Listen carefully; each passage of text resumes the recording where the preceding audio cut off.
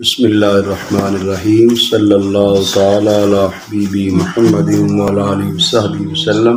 حضرت سیدنا امام بخاری صاحب رحمۃ اللہ تعالی علیہ نے یہ باب قائم فرمایا: اذا حاضت فی شہر ثلاث حیض وما یصدق النساء فی الحیض والحمل فیما یمکن من الحیض بقول اللہ تعالی ولا یحل لہن ان یکتمن ما خلق اللہ فی ارحامہن، کہ جب عورت کو ایک مہینے میں 3 حیض آئے اس کے متعلق، اور حیض اور حمل کے بارے میں جہاں تک ممکن ہو خواتین کی تصدیق کی جائے گی، خواتین کی باتوں کی تصدیق کی جائے گی۔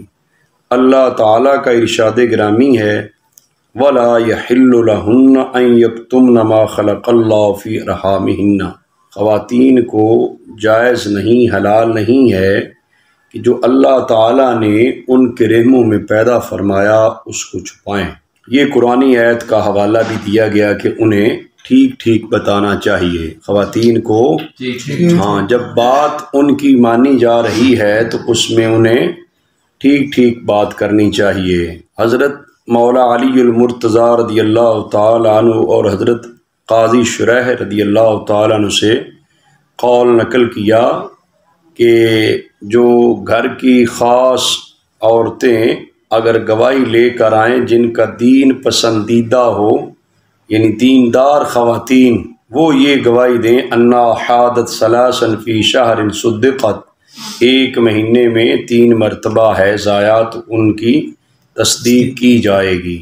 اور حضرت عطا رضی اللہ تعالیٰ عنہ فرماتے ہیں جو وہ کہیں گی جو وہی جو ہے ان کے حیض شمار ہوں گے، یہ حضرت ابراہیم رضی اللہ تعالیٰ عنہ کہتے ہیں۔ اور حضرت عطا رضی اللہ تعالیٰ عنہ فرماتے ہیں کہ حیض ایک دن کم از کم، زیادہ سے زیادہ 15 دن ہے۔ حضرت معتمر اپنے والد گرامی سے وہ کہتے ہیں میں نے ابن سیرین رضی اللہ تعالیٰ عنہ سے ایک عورت کے بارے میں پوچھا جس نے حیض کے بعد جو ہے وہ خون دیکھا، 5 دن حیض کے بعد خون دیکھا تو 5 دن کے بعد فرمایا کہ النساء اعلم بذالک، خواتین اس کو بہتر جانتی ہیں۔ یہ مسئلہ کہ مدت حیض کتنی ہے یہ مختلف ہی ہے، اہل علم میں اختلافی مسئلہ ہے۔ ظاہر بعض اہل علم کی اور رائے ہے، بعد کی اور رائے ہے، یعنی حیض اور طہر کی کم از کم مدت کتنی ہے اور زیادہ سے زیادہ مدت، چاروں ائمہ کرام کا اس میں اختلاف پایا جاتا ہے۔ حضرت امام مالک رضی اللہ تعالیٰ عنہ کے مطابق عدت کے معاملے میں حیض کی اقل مدت 3 دن ہے اور طہر کی اقل مدت کوئی نہیں ہے۔ اور اسی طرح جو حملی حضرات ہیں ان کے نزدیک حیض کی اقل مدت کوئی نہیں ہے، طہر کی اقل مدت جو ہے وہ 13 دن ہے۔ امام شافعی کے یہاں اقل حیض کی مدت 1 دن ہے کم از کم، اقل طہر کی مدت 15 دن ہے۔ فقہائے احناف کے نزدیک کیا ہے؟ کم از کم حیض کی مدت 3 دن راتیں، زیادہ سے زیادہ، اور نہ طہر جو ہے، طہر کم از کم جو ہے وہ 15 دن، حیض کم زیادہ سے زیادہ 10 دن ہے نا، حیض کی کم از کم مدت 3 دن 10 راتیں، زیادہ سے زیادہ 10 دن، اور طہر کی مدت جو ہے فقہائے احناف کے نزدیک کم از کم 15 دن ہے۔ اور یہ جو ابھی جہاں پہ ترجمۃ الباب میں امام بخاری صاحب رحمۃ اللہ علیہ لے کر آئے، یہ قاضی شریح صاحب کا فیصلہ جو ہے اسی کے مطابق امام مالک اور امام احمد بن حنبل رحمۃ اللہ علیہ کا موقف جو ہے نا وہ ان کے ساتھ ملتا جلتا ہے۔ چونکہ امام مالک صاحب رضی اللہ تعالیٰ عنہ کے موقف کو لیا جائے تو 9 دن چند ساتوں میں بھی عدت پوری ہو سکتی ہے۔ اس طرح امام احمد کے یہاں جو ہے اقل حیض کی کوئی مدت نہیں، اقل طور کی 13 دن ہے تو 26 دن اور چند ساتوں میں بھی عدت ان کے یہاں پوری ہو سکتی ہے۔ البتہ فقہائے احناف اور شوافی جو ہیں ان کے یہاں 1 مہینے میں عدت پوری نہیں ہو سکتی۔ امام شافعی کے یہاں تو اس لیے کہ ان کے یہاں عدت 3 طور ہیں اور جس طور میں طلاق دی وہ بھی عدت میں شمار ہوگا۔ فرض کیجئے کسی نے طور میں طلاق دی، طلاق دینے کے بعد فوراً حیض جاری ہو گیا، اب اس کے بعد 1 دن حیض کا 15 دن طور کے، پھر 1 دن حیض 15 دن طور، اب 3 13 ہو گئے. تو یہ گویا کہ ان کے ہاں فقہ شافعی میں 32 دن ہو گئے. اس سے کم میں امام شافعی کے مذہب کی روح سے عدت پوری ہونے کی کوئی صورت نہیں ہے. اس سے ظاہر ہے کہ ان کے مذہب میں 32 دن سے کم میں عدت پوری نہیں ہو سکتی. ہمارے یہاں عدت کے لیے کم از کم 39 دن ضروری ہیں. 3 حیض کے لیے کم از کم کتنا ہے ہمارے نزدیک؟ حیض 3 دن ہے نا، تو 3 حیض کے لیے 9 دن بن گئے. 3 حیض گزارنے ہیں تو 3 کتنے ہو گئے؟ 9. ہاں، تو 2 طور کے کم از کم طور 15 دن تھا، 2 طور کتنے ہو گئے؟ 30 دن. تو 9 اور 30 کتنے ہو گئے؟ 39. کم از کم عورت کو عدت گزارنے کے لیے 39 دن چاہیے، کم از کم. زیادہ اور چیز ہے، زیادہ کی بات نہیں کر رہا ابھی، سمجھ آ رہی ہے؟ کیونکہ یہاں پہ موقف یہ رائے لے کر ہے نا کہ 1 مہینے میں بھی عدت پوری ہو سکتی ہے، سمجھ آ رہی ہے؟ وہ باقی ائمہ کرام کے ہاں تو ہو سکتی ہے، لیکن فقہ شافعی میں بھی 1 مہینے میں نہیں ہو سکتی، کم از کم ان کو بھی 32 دن چاہیے، سمجھ آ رہی ہے؟ تو فقہ حنفی کے مطابق کم از کم جو مدت لیں گے اس میں بھی 39 دن چاہیے ہوتے ہیں. تو اب یہ ہے کہ یہ جو اقوال یہاں پہ امام بخاری صاحب رحمۃ اللہ علیہ لے کر آئے قاضی شریح صاحب کا، اس سلسلے میں ان کے فیصلے کی تعویل ہی کرنا پڑے گی، ان کے فیصلے کی تعویل کرنا پڑے گی، سمجھ آ رہی ہے بھائی؟ اور یہ بھی ہے کہ جو ہماری دلیل ہے بیٹا وہ احادیث نبویہ ہیں. وہ کیا ہیں؟ احادیث نبویہ ہیں بھی احادیث مرفوعہ. تو احادیث مرفوعہ جو ہیں وہ قاضی شریح سے مقابلے میں ترجیح پائیں گی، سمجھ آ رہی ہے؟ پر باقی جتنے بھی اقوال لے کر آئے ہیں دیگر اہل علم کی دلیل کے طور پر وہ گویا کہ قابل قبول نہیں ہوں گے، ان کو ترجیح نہیں ہوگی. ترجیح جو ہے احادیث مرفوعہ کو ہوگی. اس کے مطابق جو ہے حدیث مرفوعہ سے یہ بات ثابت ہے کہ کم از کم حیض 3 دن ہے، سمجھ آ رہی بھائی؟ اور طہر کم از کم 15 دن. تو اس ترجمۃ الباب کے تحت جو حدیث پاک لے کر آئے حضرت فاطمہ بنت ابی حبیش رضی اللہ تعالیٰ کے حوالے سے ام المؤمنین سیدہ عائشہ صدیقہ رضی اللہ عنہا کی روایت ہے کہ حضرت فاطمہ بنت ابی حبیش رضی اللہ عنہا نے نبی پاک صلی اللہ علیہ وسلم سے یہ مسئلہ پوچھا. فقالت، عرض کی، انی استحاض فلا اطہر، آقا حضور میں مستحاضہ ہوں، پاک نہیں رہ سکتی، تو افادا الصلاۃ، کیا میں نماز کو چھوڑ دوں؟ فقال لا، نبی پاک صلی اللہ علیہ وسلم نے فرمایا نہیں. ان ذالک عرق، یہ کیا ہے؟ یہ عرق ہے، یہ رگ کا خون ہے، یہ حیض والا خون ہے. ہاں پہلے بھی یہ بتا چکا ہوں نا، یہ جو استحاضہ کا خون ہے یہ حیض نہیں ہے، سمجھ رہی؟ بیماری کا خون ہے، اس میں نماز روزہ معاف نہیں ہے. وَلَكِنْ دَعِ الصَّلَاةَ قَدْرَ الْأَيَّامِ الَّتِي كُنْتِ تَحِيضِينَ فِيهَا، نبی پاک صلی اللہ علیہ وسلم نے فرمایا لیکن آپ نماز ان دنوں کی مقدار چھوڑ دیں جن دنوں میں کیا آتا تھا تجھے؟ حیض آتا. جو عورت کی عادت مقرر ہے وہ دن حیض کے شمار کیے جائیں گے جتنے دن بھی ہیں، سمجھ آ رہی ہے؟ اس کے علاوہ دنوں کے اندر جو خون آئے گا اس کو کیا کہیں گے؟ استحاضہ کا خون ہے.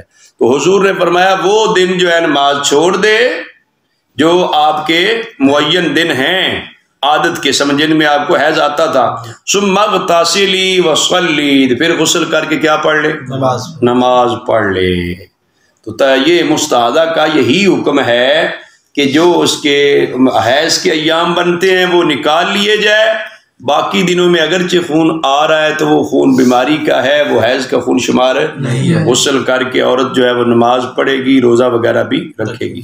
اچھا جی، اگلا باب جو حضرت امام بخاری صاحب رحمۃ اللہ علیہ نے قائم کیا، باب السفرہ والقدرۃ فی غیر ایام الحید. کیا قائم کیا بھائی؟ ہاں، کوئی زردی اور گدلے رنگ کی رطوبت آئے عورت کو ایام حیض کے علاوہ دنوں میں. کن دنوں میں؟ ہاں، اس پر بقدر ضرورت بحث ہو ہی چکی ہے نا. ایام حیض میں جو آئے اس کے رنگ جو ہے ان کے بارے میں بات ہو چکی ہے. مختلف رنگ جو ہوتے ہیں وہ حیض کے شمار ہوتے ہیں، لیکن ایام حیض کے علاوہ اگر اس طرح کی رطوبت آتی ہے تو وہ حیض شمار نہیں ہوگا. وہ حیض وہ کیا ہوگا؟ استحاضہ ہوگا.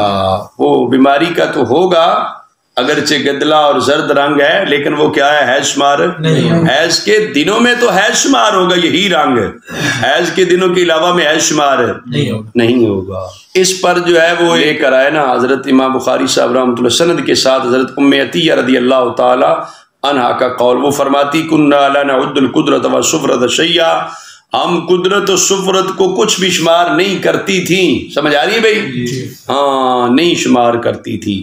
تو یہ کن دنوں میں نہیں شمار کرتی تھی؟ امام بخاری صاحب نے ترجمۃ الباب میں بتا دیا، ایام حیض کے علاوہ دنوں میں۔ ایام حیض میں یہ گدلی اور زرد رطوبت جو ہے یہ شمار ہوتی ہے حیض، لیکن جب حیض کے دن ہی نہیں ہے تو ان دنوں میں اگر عورت کو آئی ہے تو یہ حیض شمار یہ استحاضہ کا خون ہوگا، اس میں نماز وغیرہ معاف نہیں ہے۔ اگلا باب جو قائم کے امام بخاری صاحب رحمۃ اللہ علیہ نے، وہ تو ہے ہی استحاضہ کے نام سے باب عرق الاستحاضہ۔ سمجھ آ رہی بھائی؟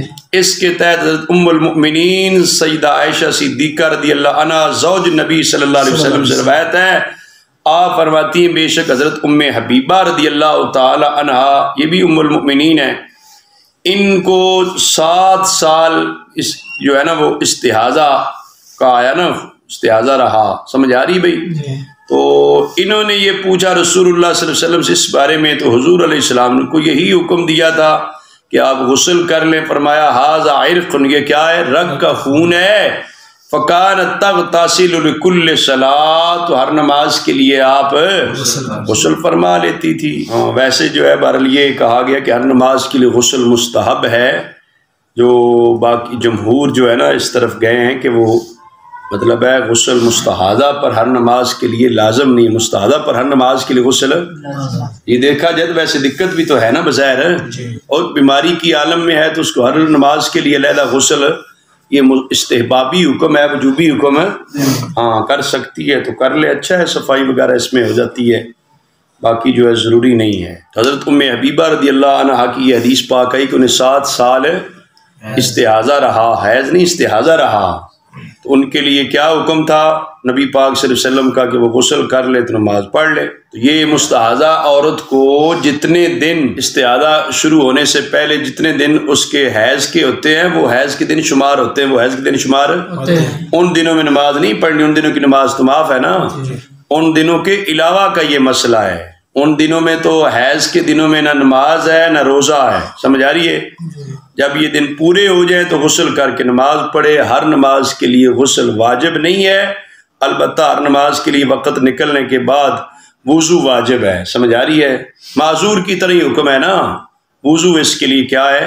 واجب ہے، لیکن غسل جو ہے وہ لازم نہیں ہے، کیونکہ یہ استحاضہ کا جو خون ہوتا ہے نا یہ جوف رحم سے نہیں آتا، حیض جو ہوتا ہے جوف رحم سے آتا ہے، رحم کے اندر سے آتا ہے، یہ رحم کے قریب جو ہے نا ایک رگ ہے جس سے خون نکلتا ہے، استحاضہ کا جو خون یہ بیماری کا خون شمار ہوتا ہے۔ اگلا باب حضرت امام بخاری صاحب رحمۃ اللہ نے قائم کیا، المرأۃ تحیض بعد الافاضہ، طواف زیارت کے بعد۔ طواف افاضہ کیا ہے بھائی؟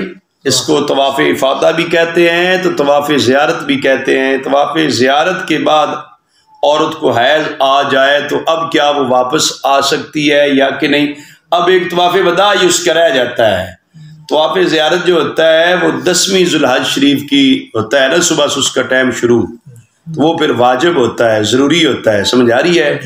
ہاں 2 ہی تو بڑے رکن ہیں نا حج کے، ایک جو ہے میدان عرفات شریف میں وقوف عرفہ، ایک جو ہوتا ہے طواف زیارت، سمجھ آ رہی ہے؟ عورت اگر یہ جو مینا مزدلفہ عرفات میں جانا ہوتا ہے یہ تو پہلے جانا 8ویں 9ویں 10ویں، سمجھ آ رہی ہے؟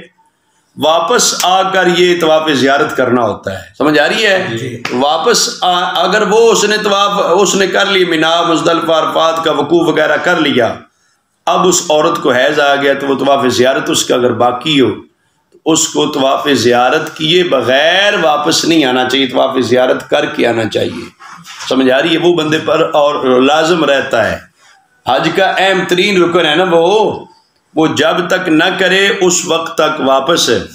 ہاں اب آج کل جو مسئلہ ہے وہ پھر کیا کرے، آج کل تو ٹکٹ ہوتے ہیں، جہاز کے مسائل ہوتے ہیں، سمجھ آ رہی ہے بھائی؟ تو اس حوالے سے اہل علم نے لکھا ہے کہ وہ حتی المقدور کوشش کرے کہ ٹکٹ کی ڈیٹ بڑھائی جائے، ٹکٹ کی ڈیٹ بڑھائی جائے۔ اگر ٹکٹ کی ڈیٹ بڑھ جائے پھر تو فابیا، اگر نہ بڑھے تو کہا جاتا ہے کہ عورت کے سامنے یہ مسئلہ بیان کر دیا جائے کہ عورت اگر حالت حیض میں طواف کعبہ کرے گی، طواف زیارت کرے گی تو گناہ گار ہوگی اور اس پر دم لازم ہوگا، اونٹ کی قربانی لازم ہوگی، اونٹ کی قربانی لازم ہوگی۔ اس کے سامنے مسئلہ بیان کر دیا جائے تو وہ مطلب ہے طواف کر لے گی، طواف کرے گی تو وہ گناہ گار ہو جائے گی، سمجھ آ رہی ہے؟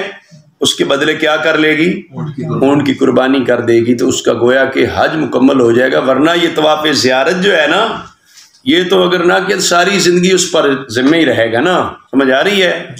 تو یہ ایک علماء کرام نے اس کا حل بیان کیا کہ مسئلہ عورت کے سامنے بیان کر دیا جائے اور باقی جو ہے وہ اس کے مطابق آگے کرنا چاہے تو اس کا معاملہ ہے۔ تو طواف زیارت جو ہے یہ فرض ہے۔ طواف زیارت کیا ہے؟ ہاں، اس کا وقت 10 ذو الحج شریف کی صبح صادق سے لے کر ہے مدت العمر تک، ساری مدت عمر تک جب تک زندہ ہے، اس کے بغیر کوئی احرام سے پوری طرح بیر نہیں ہو سکتا۔ ویسے تو 10ویں کو قربانی کر کے سر منڈانے کے بعد عورت سے قربت کے علاوہ تمام احرام کی پابندیاں جو ہیں اٹھا لی جاتی ہیں، مگر جب تک طواف زیارت نہ کر لیں شوہر جو ہے بیوی کے ساتھ قربت نہیں کر سکتا۔ اگر بالفرض کوئی مرد عورت طواف زیارت کے بغیر گھر واپس آ جائے تو بھی میاں بیوی کی جیسی قربت جائز نہیں ہوگی جب تک کہ طواف زیارت نہ کر لیں۔ حیضہ عورت کو حیض کی حالت میں طواف کی اجازت نہیں ہے۔ حیض کی حالت میں طواف صدر یا طواف وداع کرے گی تو 1 بکری کی قربانی واجب ہے، اگر طواف زیارت کرے تو 1 اونٹ کی قربانی لازم ہے۔ یہ چونکہ فرض طواف ہے نا، طواف زیارت، یہ اگر کرے گی تو 1 اونٹ کی قربانی ہوگی۔ بہرحال آج کے حالات کے تحت میں نے مسئلہ بیان کر دیا ہے۔